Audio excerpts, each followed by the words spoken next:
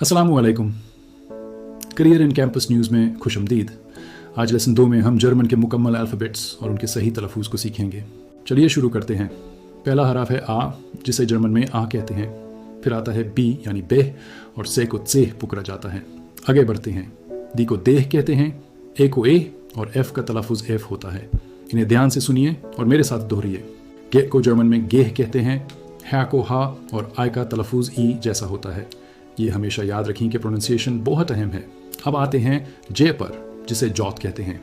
क्या को का और एल को एल कहा जाता है। जॉत का तलफ़ुज़ इंग्लिश से मुख्तलिफ है। हेमाओर्न का तलफ़ुज़ इंग्लिश जैसा ही है, यानी एम और एन। ओ को हम ओह पकड़ते हैं। इनकी प्रैक्टिस रोज़ाना ज़रूरी है। नेक्स्ट हैं पी यानी पे, क्यू जिसे कू कहते हैं, और आर यानी एर। जर्मन आर को थोड़ा हलक से अदा किया जाता है। इसको एस कहते हैं। ती को तेह और ऊ को ऊन पुकरा जाता है। इन अल्फाज को बार बार बोलने से आपकी ग्रिप मजबूत होगी। अब ध्यान दें, वी को जर्मन में फाउ कहते हैं, डब्ल्यू को वे और एक्स को एक्स पुकरा जाता है। वे और वेटन अक्सर कंफ्यूज करते हैं। आखिरी 2 अल्फ़ाबेट्स हैं वाइट यानी इप्सिलॉन और जेड जिसे जेट कहते हैं। इनके नाम थोड़े लंबे हैं लेकिन प्रैक्टिस से आसान हो जाएंगे। जर्मन में कुछ खास कैरेक्टर्स भी होते हैं, जैसे ए, ö और ü जिन्हें उमलॉट्स कहते हैं, और स जिसे एस जेड पुकरा जाता है। उम्मीद है कि अब आपको जर्मन अल्फ़ाबेट्स पर मुकम्मल अबूर हासिल हो गया होगा।